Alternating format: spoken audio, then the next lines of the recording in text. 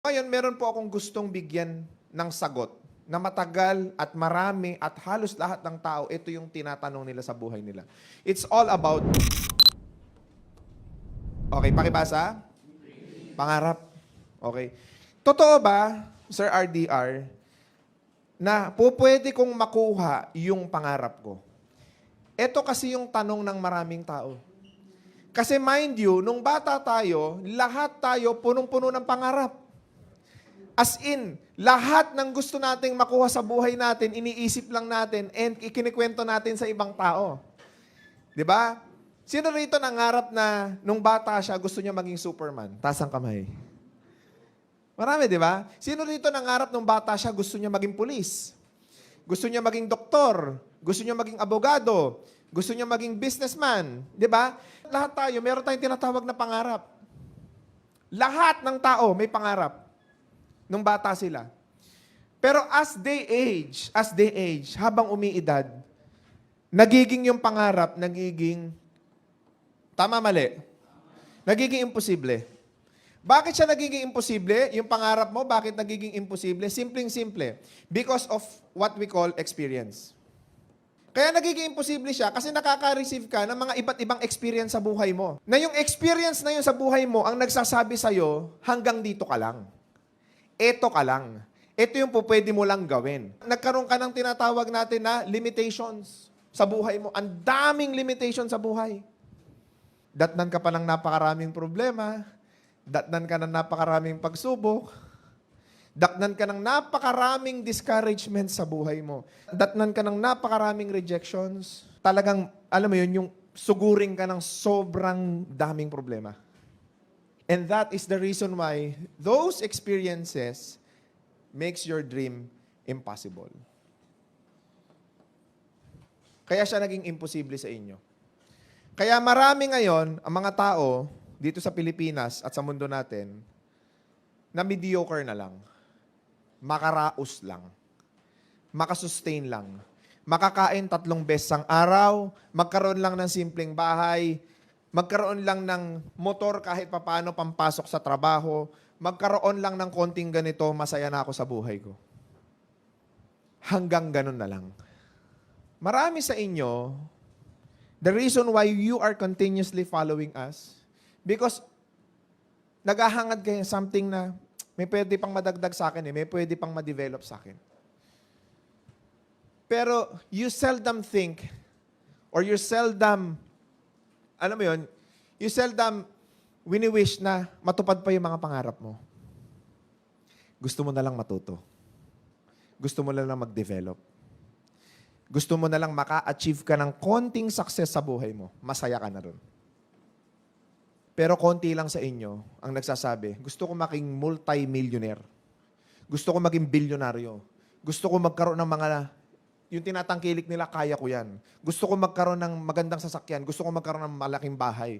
Gusto ko na magkaroon ng maraming savings. Hindi na eh. Yung little success na lang ang hinihiling mo ngayon sa buhay mo. Because you are currently experiencing so many challenges in life. Kaya naghahanap ka ng sagot lagi dito sa mga content namin, dito sa platform namin. Ngayon, ang gusto kong ma-experience nyo ngayong araw na to, buhayin natin yung mga pangarap ninyo. At pipilitin kong iparealize sa inyo that you are actually capable of achieving all your dreams in life. Capable ka. Kaya mong kunin. It's just that you are unaware na kaya mo.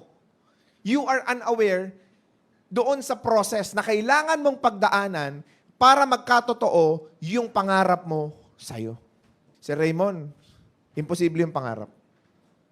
You know why? Kasi ganito yan eh. Mahirap na akong pinanganak, mahirap akong mamamatay. Okay na ako sa simpleng buhay. Right?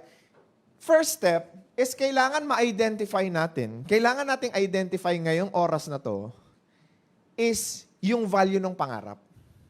Kailangan may titignan tayo. So I need interaction. Okay? When we say dream, sky's the limit. Okay? Or maybe, realistically speaking, or relevant sa panahon natin ngayon.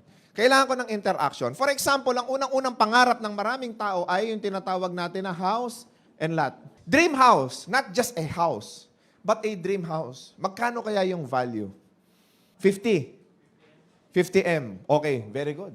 50 million. Wow. Maybe yung 50 million, guys, maliit lang ho yan. Nakakita na ho ako ng 100 million na bahay. Nakakita na rin po ako ng pinakamahal na bahay ko na nakita at napuntahan at nakapag-banding doon, 700 million. Yun yung malaki. Pero yung 50 million, mansion yan pero maliit. Tama? Mini mansion ang tawag dyan. Maliit lang yan. Okay, so 50 million. So probably nasa ang lugar to, Sir Marco? BGC. Ay, kulang. Kulang to. Hindi kasya. Lote lang. Lipat mo ng lugar. Clark, kasya. Okay, Clark. Okay, nasa Clark. Probably 50 million. Siguro mga 4 bedrooms, tapos may maliit na pool area, may konti kang garden, etc. Ganon. Visualize din nyo, guys. For example, cars. Siyempre, pag may 50 million ka, lagyan na natin ng category. Isang SUV, isang kotse, or sports car, lagyan na natin sports car, tsaka isang family car. O yan, pinaka-ano na yan, pinaka-basic na to. Yan. Tatlong sasakyan. Okay? Isang SUV, para sa'yo, pagka gusto mong mag-bundok, 4x4, gusto mong mag-trail, ayan. Sports car naman, pagka gusto mong magyabang, di ba? Gusto mong tapak-tapakan, may adrenaline ka, family car naman is for your family. SUV, pangarap na SUV. Ano? Tesla. Yan. Pwede na. Yan, Tesla. Mga magkano kaya Tesla? 13 million. Okay. Sports car. Gawin natin Cobra. No? O Shelby. GT 500. Yan, mga 5 million yan. Yan. Medyo mas high-end. Family car. 2.5. O lagay natin H100. 3 million. Yung naka-set up yung naka-dress up. Okay. Siyempre, alam ka naman may bahay ka, may kotse ka, wala kang savings, para kang tangan yan. So, savings. Mga magkano kaya savings mo? Siguro savings mo dapat pinakamalaki yan. Dapat meron kang saving, eto financially free ka na yan, mga 100 million. Tama, dapat balance eh. Alam ka naman savings mo, 1 million lang. After 1 month, patay ka na. At least na-experience ko, Sir Raymond. Okay, so lagay natin 100 million. Savings. Okay, what else? Siyempre, kung may savings ka, may dream travel or destination ka, around the world. Budget ka, yearly, 2 million. Kasya yan. So, bukod dyan, ano pa yung pangarap ng tao? Investment, correct. Okay. Or business na lang. Lagay na lang natin business. Siguro ang value ng negosyo natin is kung yan ang mga assets natin, dapat ang value ng business natin, value, 200 million. Paki-add. Magkano? 373 million. Sa sitwasyon ng buhay mo ngayon, let's be realistic. Posible hindi. Imposible. Sa opportunity meron ka. Kasi kung i-divide natin yung 373 million, for example, mabubuhay ka pa ng 30 years. In the average. So, 373 million divided by 30. Kung 30 years ka mabubuhay, is how much? 12? Yan. Per year. Yan dapat ang natitipid mo o savings mo taon-taon. I-breakdown natin into months. 1,036,000. Dapat ito yung savings mo buwan-buwan. Sa loob ng 30 taon na naiipon mo yan, magkakaroon ka ng lahat ng pangarap mo sa buhay mo. Provided, diretso sa savings yan. Diba? After 30 years, you can retire na meron ka na lahat ng pangarap mo sa buhay mo. Sir, imposible nga. Wala akong ganyan eh. Okay, now, I want you to understand that everything may number or may formula na kaakibat. Ang dali lang kwentahin ang pangarap eh. Tingnan mo, nakwenta na natin kagad. So meaning to say, it seems that 373 million is actually what? Impossible. Imposible kanina yan. Pero nung breakdown natin, isang taon kailangan ko lang pala is 12.44 million. Medyo naging realistic na. Bumaba na yung numero eh. Nung dinivide ko, sa loob ng isang buwan, na dapat ganun lang pala kitain ko, 1.36 lang pala. I-divide natin per day, 35,000. Ilagay na natin. Okay, round off na natin. 35,000 lang pala yan per day. Sa loob ng 30 years, lahat ng pangarap mo, kuha mo. So meaning to say, lumiiliit yung pangarap if we dissect it on a daily basis. Dumadali siya. So ang formula is wag mong kwentahin yung malayo. Kasi mahihirapan kang kwentahin yon. It's okay na magkaroon ka ng target. But you have to set standards on a daily basis na dapat may nakukuha ka, dapat may na-achieve ka. Dapat, ito yung kikitain mo, araw-araw savings mo sa bangko. Paano mangyayari yan na day-to-day basis? Kailangan mong iproseso. Ang mahirap kasi sa maraming tao, what? Tinitignan nila yung pangarap imposible kasi tinignan kagad nila yung malayo. Naintindihan nyo? Kung gusto mong makuha yung pangarap mo, you have to connect the dots backwards. Inumpisa natin sa malaki, kinonekta natin pabaliktad. You have to connect the dots backwards. I-dissect mo. Alamin mo. So ngayon, kung iisipin mo, 35K daily, kayang kitain kung negosyante ka. So, ngayon, ang iisipin mo ngayon, paano ako kikita ng 35,000 daily na sa loob ng 30 years, if I will be consistent, makukuha ko yung pangarap ko. Paano ko kikita? Now, sa trabaho mo ngayon, i-assess natin ngayon. Okay? So nakita na natin, madali. Ang problema na lang ngayon is what are the tools or ano yung mga kailangan natin meron tayo para kumita na lang tayo ng 35,000 daily. Anong opportunity dapat nasaan ka? Para kumita ka ng 35,000 daily. Exactly. Ngayon, bakit imposible siya sa maraming tao? Because nasa wrong opportunity sila. Kaya imposible.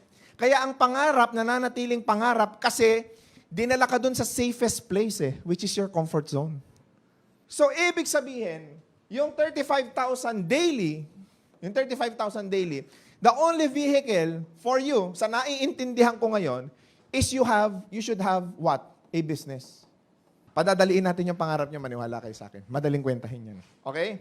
Ngayon, business. So, kailangan negosyo pala.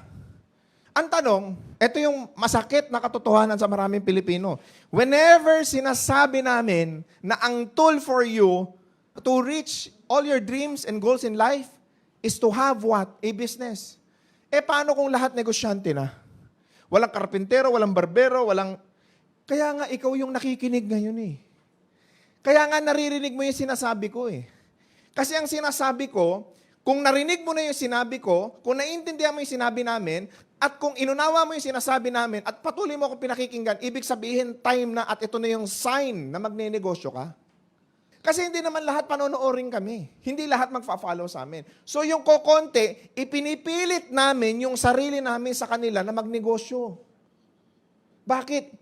Yan lang kasi ang tulo. Sige, maghanap ka ng trabaho sa buong mundo na pasusweldoin ka ng 35,000 daily. Savings yun So most probably, dapat ang kinikita mo, doble niyan, 70,000 or more per day.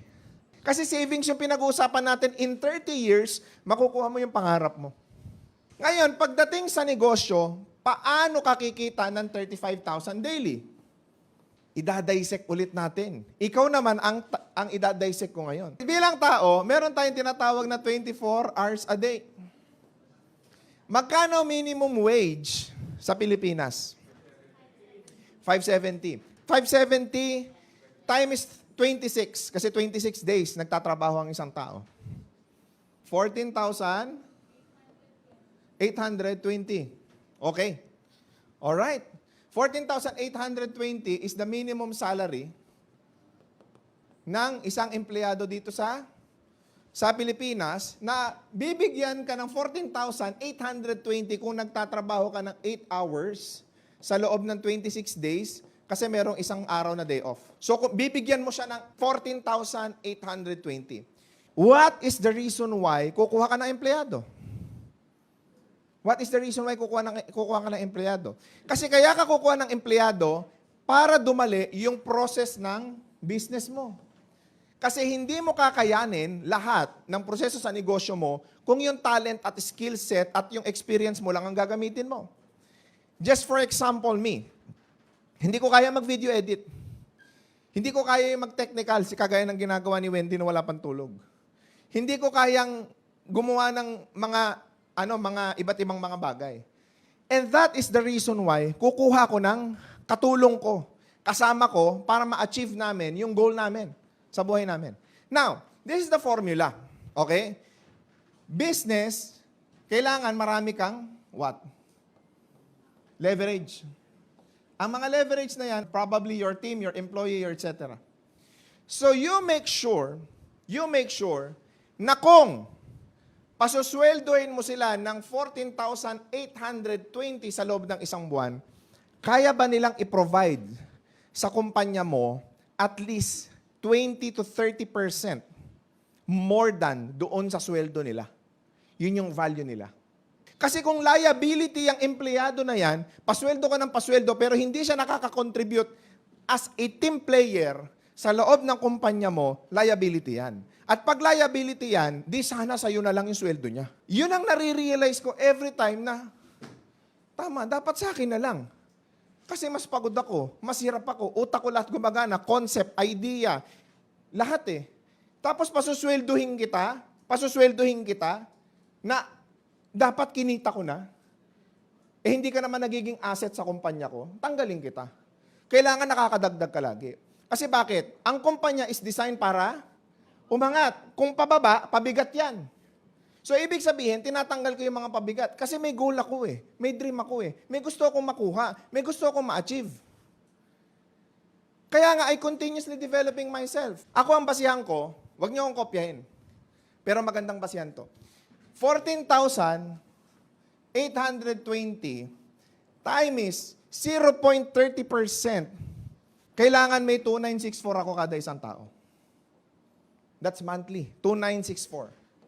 At least 30% ng value ng effort mo, meron ako. Kasi may sweldo ka sa akin na ganito, dapat additional 30% sa may-ari yun. Hindi mo mako-compute yan. Pero in general, dapat ito yung basihan mo kung magkano yung kikitain mo sa kumpanya as an owner. Nagigets mo? So, i-multiply ulit natin yung 35,000 times 30 ulit natin. 1 million?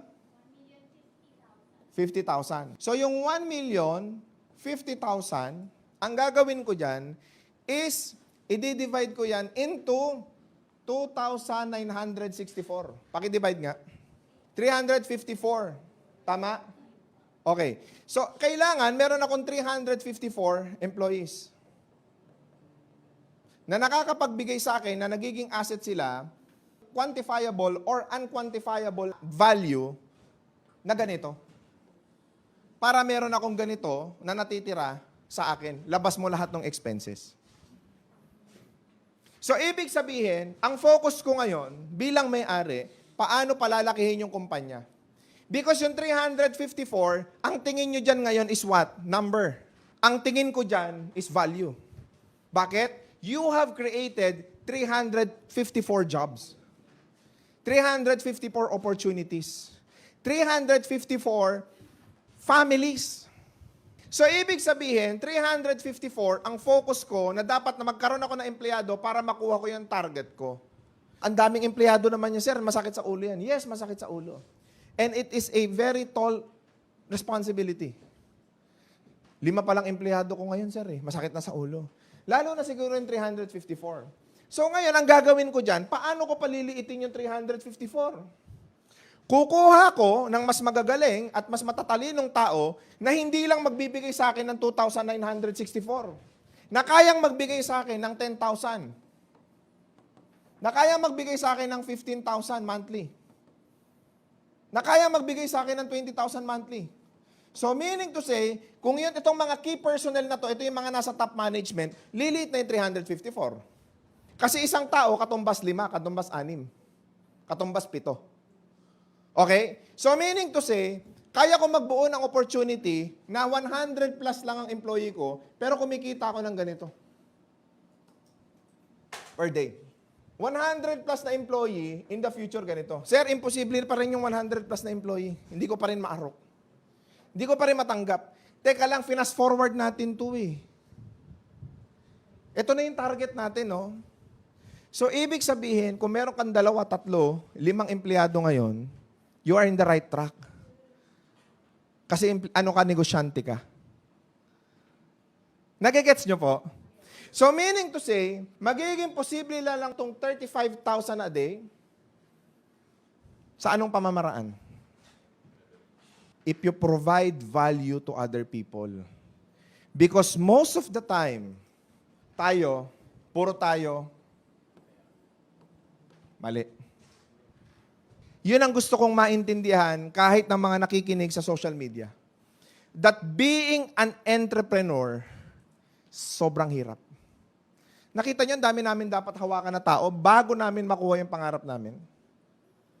Eh sir, paano yung mga tao nakuha nila yung mga pangarap nila pero hindi ganun kadami? Because nakapag-provide sila ng mas malaking value sa ibang tao. Maybe to business partner, maybe to investor, maybe to other resources. Nakapag-provide sila ng value. So always remember that whenever, kung gusto mo talagang makuha yung pangarap mo, there's only one way. Provide value. Ito lang. That's the only way. You know, if you're selling products at ikaw mismo hindi mo gagamitin yung produkto mo pag ginawa mo, tigilan mo na yung negosyo na yan. Naglolokohan tayo. Kung ikaw yung tipo ng negosyante na may services business ka, na ikaw mismo hindi ka magpapagawa doon sa clinic mo or doon sa service-oriented na negosyo mo, tumigil ka na. You are in the wrong way. Na kung ikaw mismo bilang may-ari, yung negosyo mo is hindi mo hindi mo gustong puntahan. Hindi mo gustong bisitahin dahil naaasiwa ka doon sa pakiramdam na tuwing darating ka sa opisina, gano'n na madadatnan mo, tumigil ka na dyan sa negosyo na yan. You know, if you wanted to become a good business owner, you wanted na makuha niyo lahat ng mga pangarap niyo, yung Tesla, yung lahat, yung bahay, yung etc. One word, value. Because value creates money. Value creates money. You provide quality products and services as a business owner. It's not just the business, but the people behind the business. You know, pag nakakakita ko ng mga mayayaman na mga tao, isa lang nakikita ko. Ang dami niyang value sa ibang tao. Ang dami niya natulungan. Ang dami niyang nabago buhay. Ang dami niyang napayaman. Sabi nga nila isa lang ang way para yumaman. Subukan mong payamanin yung ibang tao, yayaman ka. That's the concept. Imposible yung pangarap kasi hindi mo kinikwenta, nagiging emotional ka lang. Pangarap mahirap. Ang laki 300 million. Mahigit yung pangarap ko. Pero kung hihimay-himayin mo, simple lang pala. That's only 35,000 a day. Paano ko kikita ng ganon? I should run my business properly. Professionally. And with a vision. Ganon ka magtatayo ng business. Sir, kumikita lang ako, minsan 500, madalas lugi pa Okay lang yan. So, i-figure out mo ngayon kung paano ka kikita ng makonti-konti. Huwag mong madaliin yung 35,000 daily. Hindi ka makakarating doon kagad. I-dissect mo ulit yun pabalik. Umpisahan mo sa piso, sa 2 piso, sa 3 piso, sa 100, sa 200. Aabot din dyan. Hindi. Ano nangyayari sa'yo? Ano nangyayari sa'yo? Kumita ka ng 1,000, tuwan-tuwa ka na Kumita ka ng 2,000, sobrang saya mo na Kumita ka ng 3,000, sobrang saya mo na, nagpapaparlor ka na. Araw-araw. Tama? Kumita ka ng 4,000, gusto mo na mag-shopping every day. Teka, ito pala yung figure na dapat kong makuha, Lagay natin hindi yun ang pangarap mo. Lagay natin 100 million lang. Divided by 3 mo. Tama, mali? So, ibig sabihin, yung 35,000, 10,000 daily, dapat kumikita ako neto, savings ko yan. Yun ang target ko. Yun ang dapat kong makuha. Hindi, 5,000 lang ginastos mo na Nag-celebrate ka na Now, if you dissect success or goals, yung gusto natin makuha sa buhay natin, Kung hihimay-himayin mo yan, pababa. Ang tawag lang dyan, para makuha mong lahat yan, is you have to form what? New habits. Paulit-ulit naming sinasabi to. Simply because, kailangan yung wire ng utak mo, yung wiring ng utak mo, is nakadireksyon papunta dun sa gusto mong makuha sa buhay mo. Habits yan eh. Bakit kami hindi napapagod? Bakit tuloy-tuloy kami nagpo-provide ng value? It's simply because ang habit namin mag-provide ng value sa inyong lahat. Makatulong kami sa inyo. Makapag-provide kami ng magandang idea, magandang concept na po pwedeng makapagpalago sa negosyo mo. Ang problema kasi, masyado kang relax. Masyado kang easy. Masyadong taken for, ay may negosyo na ako, okay na ako. Mayaman na ako, meron na akong 2 million sa bangko. Wow, 2 million. Meron na akong 3 million eh. Meron na akong 4 million. Mayaman na ako eh. May 10 million na ako, mayaman na ako eh. Wala pa tayo sa exciting part. Tama, mali. Maniwala ka sa akin, kung nakabili ka ng bahay at pinilit-pilit mo, hindi yun yung pangarap mong bahay. Gusto mo lang magyabang na may bahay ka. Kasi ang bahay is isang bagay na masasabi mong may narating ka sa buhay pag may bahay ka. Pero hindi naman talaga yun yung pangarap mo. Bakit? Papasok pa rin tayo doon sa tinatawag natin na insecurities. Papasok pa rin tayo doon eh. And that is the reason why your dreams are actually impossible. Minamadali mo yung success. Kailangan may target ka daily. Ito talaga yung pangarap kong kitain araw-araw. 35,000 neto, straight to the bank. Or straight sa savings. After 10 years, hindi pa rin ako titigil, dapat mas lumaki. So, ang dapat ninyong maintindihan is dapat, kung mag-uumpisa ka ng maliit, tandaan mo hindi ko kaya yung 35,000 monthly. Pwede yung 35,000, daily. Pwede yung 35,000 daily, ilagay mo sa gitna. Ilagay mo sa gitna. Isang libo ka lang muna. 2,000 ka lang muna. Hanggang sa nasa gitna ka na ngayon. O para makuha mo pa rin, same timeline, alam mo gagawin mo? Pag umabot ka sa 35, maniwala ka sa akin, tataas ulit yan. Tataas ulit yan. Nagwa 100,000 ka na daily, hindi mo alam. Sir, posible ba yung 100, sorry. So, posible ba yung 100,000 daily? Posible ba? Alam nyo, no? Bigyan ko kayo na example. Yung nakikita na lang natin sa TV. Eat Bulaga, nanonood kayo. Kilala nyo si Tito Vic and Joey, malamang. Lahat tayo, ira natin yan. Do you think 100,000 daily lang ang sweldo nila? Do you think 100,000 daily? Probably 1 million daily. Tama, di ba? Si Vice Ganda, ganun din. Ito nakikita natin. Gusto ko kasi yung madali nyo ma-imagine. Ito nakikita natin. So, ibig sabihin, imposible siya sa taong walang pangarap. Pero sa taong may pangarap, sa taong may gustong marating sa buhay, kaya pala. Nagagawa pala. Posible pala yan. Sir, ganito, problema, ganito. Hindi naman ako yung mga celebrityng binanggit mo eh. Paano na ako? Wala naman akong talent, wala akong skills. Hindi ko kaya yung ginagawa nila. Hindi ko kaya yung ginagawa ninyo. Nagtotok kayo, nag-provide kayo ng value. Each and every one of us, meron tayong capabilities and talents. Now, all you have to do is you have to take steps. Little steps. Baby steps. To improve your skill set. Okay? Sir, paano ko magagawa siya daily? Paano mo siya magagawa? Simple lang. Dapat tama mindset mo. Dapat tama mindset mo. How can you continue something if mali yung thinking mo? Kung mali yung iniisip mo, hindi magbabalanse talaga eh. Kumita ka lang ng 2,000, feeling mo ang yaman mo na. A day? Feeling mo ang yaman mo na. Feeling mo napaka-successful mo na. Kasi bakit? Ang mindset mo maliit eh. And that is the reason why, kung tatahiin natin at babalik-balikan natin, babalik po talaga lagi dito. Simple yung pangarap.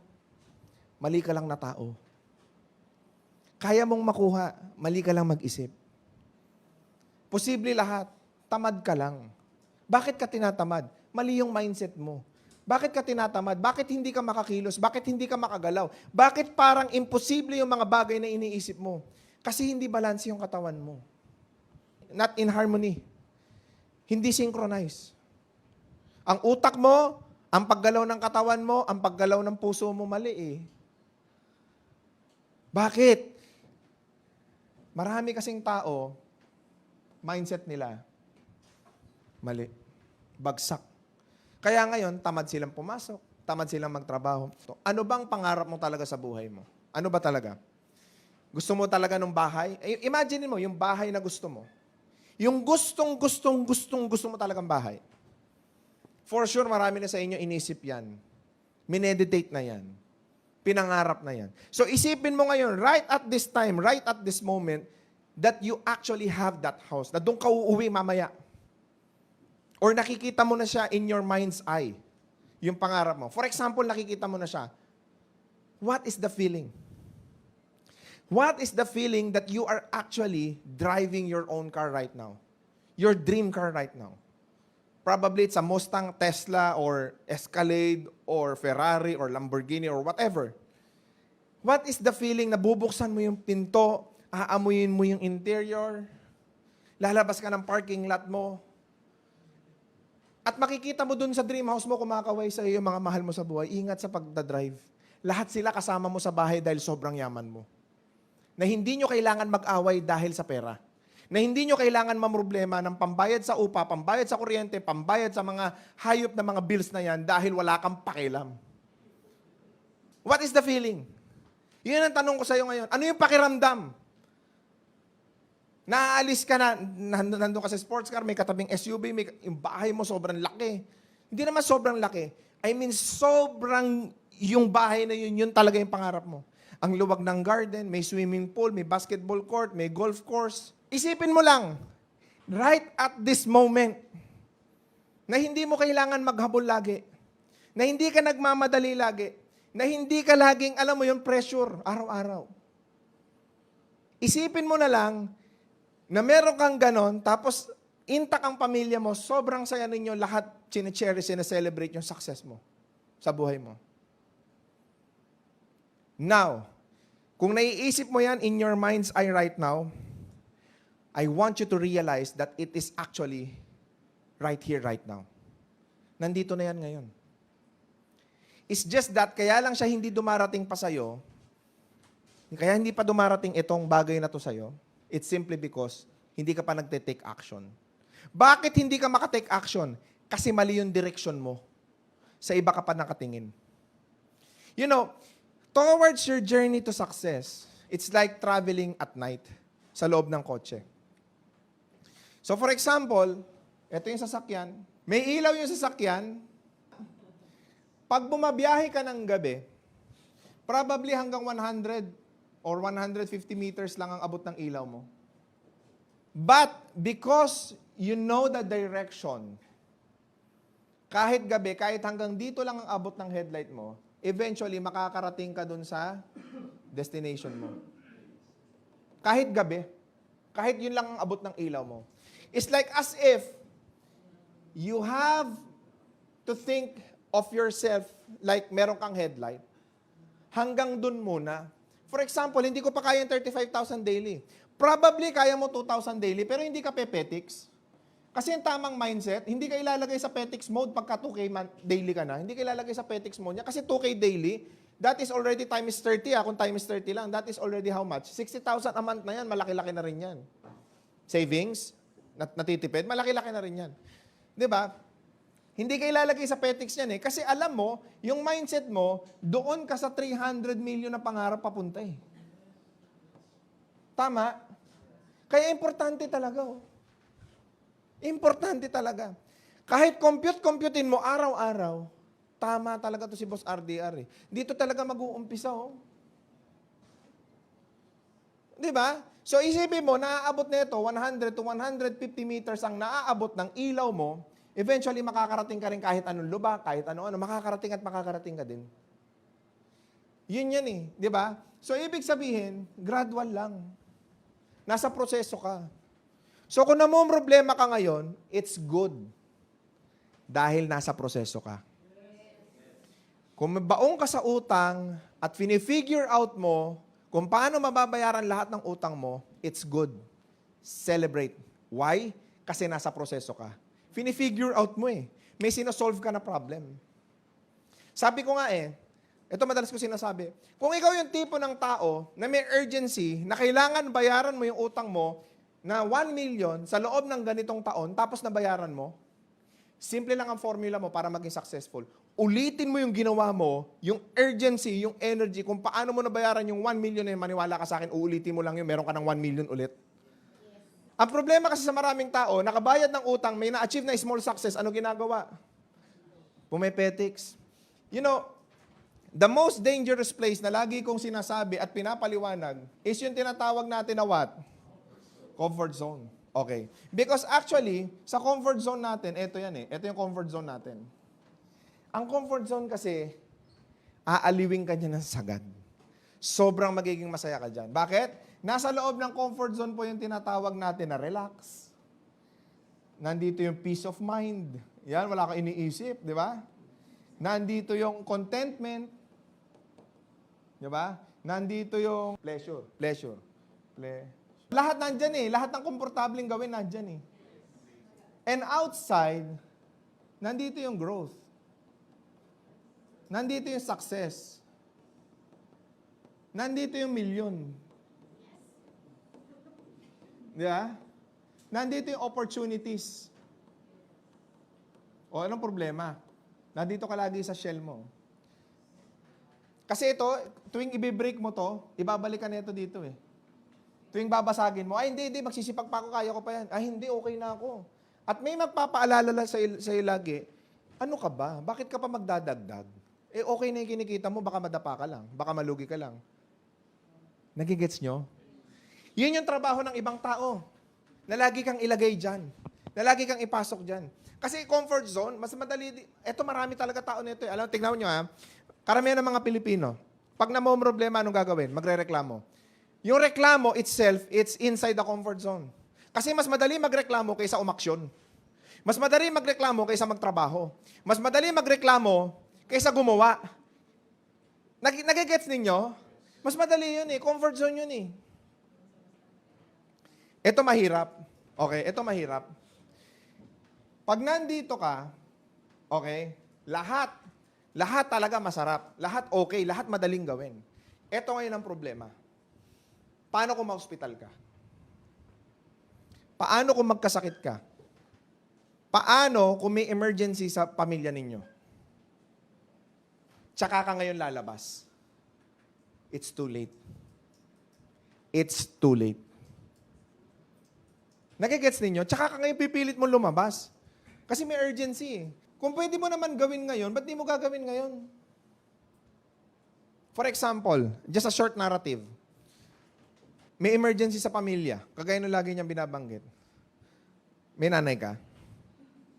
Boy pa nanay mo. Nasa nanay mo? Nasa bahay. For example, nanay mo, hindi mangyayari. Hindi mangyayari. Would. Okay. Okay. Hindi mangyayari. For example, hospital. Emergency. Life and death situation. Kailangan mong maggawa ng 1 million ngayong araw na to. Kung hindi, mapapatiran siya, mawawalan siya ng buhay. Ano gagawin mo? Gagawin mo ng paraan. Anong mga paraan yung po pwede mong gawin? Mangungutang ka. Ano pa? 1 million, laki. Bibenta ka ng mga gamit. Ano pa? Government offices. Lalapit ka. Di ba? Lahat ng paraan gagawin mo. Bakit? 1 million yung kailangan mong makuha o ngayong araw na to. Kasi kung mawawala ng buhay.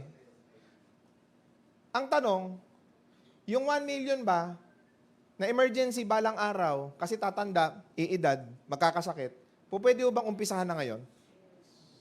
Para yung urgency, ngayon pa lang, ma-realize mo na darating sa ganong point? Nadadaan ka sa ganon? Pwede ba isipin nyo, at this moment, at this time, na eventually, magkakaroon naman talaga ng urgency sa buhay mo Hindi ka naman immortal Magkakasakit ka, mamamatay ka rin. Uulitin ko, magkakasakit ka at mamamatay ka rin. Uulitin ko lang, mamamatay ka at magkakasakit. How does it feel? Natataranta ka, di ba? Mamamatay ka. Anong pakiramdam? Anong pakiramdam?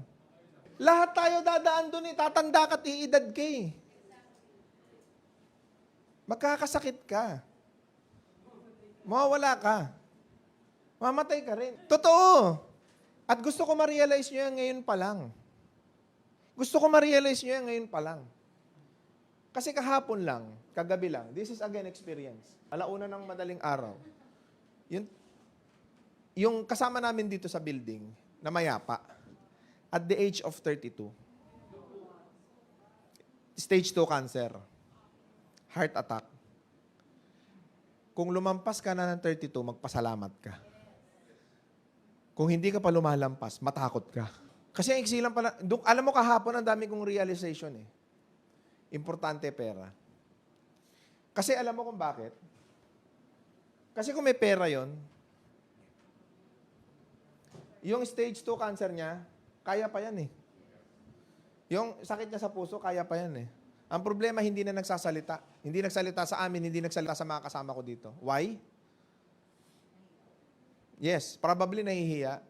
And probably, ayaw niya, nakaawaan siya. At wala rin naman siyang magagawa dahil may sakit siya. Nagigets niyo yung buhay? Darating at darating sa ganung point eh. Darating at darating sa ganung point. So why not umpisa mo na yung urgency ngayon pa lang? Total darating din naman eh. Eh sabi ng mga ibang tao, hindi mo naman madadala sa hukay yan kahit anong limpak na salapi ang magkaroon ka, hindi mo madadala sa buhay yan eh. This is one thing is for sure. Hindi mo madadala sa buhay yan. Pero po pwede mong ipamana sa mga anak mo yan. Po pwede mong ibigay sa mga mahal mo sa buhay yan. At yung mga mahal mo sa buhay, hindi na nila kailangan ma-experience yung na-experience mo sa buhay. At hindi na nila kailangan pagdaanan yung pinagdaanan mo sa buhay. At hindi na nila kailangan problemahin yung problema mo sa buhay. Yun yung nagagawa ng pagiging mayaman. So kung ako papipiliin, mamamatay ako, mabubuhay ako, mamamatay ako, mabubuhay ako, lagi kong pipiliin yung maging mayaman. Kasi hindi masaya ang maging mahirap. Hindi nakaka-enjoy ang maging mahirap. Yes, mahirap. Maraming magda-down sa'yo. Whenever you are achieving something in life. Meron kang vision, meron kang goal sa buhay. Laging may mga tao magpo-pull down sa'yo. Laging may mga sitwasyon na ibabagsak ka. Laging may mga senaryo at sitwasyon na susubukin yung pagkatao mo. Laging may mga pagkakataon na talagang ididigdip ka nila. Pero you know, ikaw, bilang ikaw, pipilitin mong tumayo eh. Pipilitin mong bumangon. Pipilitin mong maging malakas. Pipilitin mong kayanin lahat. Pipilitin mong ipagtagumpay ang sarili mo. Pipilitin mong makuha lahat ng mga pangarap mo. You know why? Dahil dito sa mga mahal mo sa buhay. Hindi madali. Mahirap. But yung hirap na yon, it's worth it. So ngayon, natutunan mo, imposible pala yung pangarap. May numero, may kailangan lang. Ang kailangan ko lang is opportunities. Huwag kang hihinto, huwag kang titigil hanggat wala kang bihikulo papunta ron. Kasi bakit? At the end of the day, pag nabili mo yung bahay na sinasabi ko, ikaw din ang titira dyan, hindi sila. Pag nakuha mo at namamaneho mo na yung pangarap mong sasakyan, ikaw ang magmamaneho niyan, hindi sila.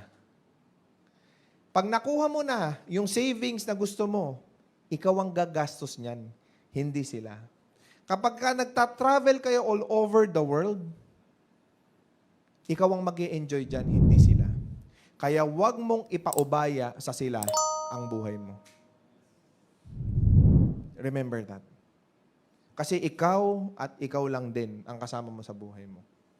Diba? So sana may napulot at may natutunan kayo.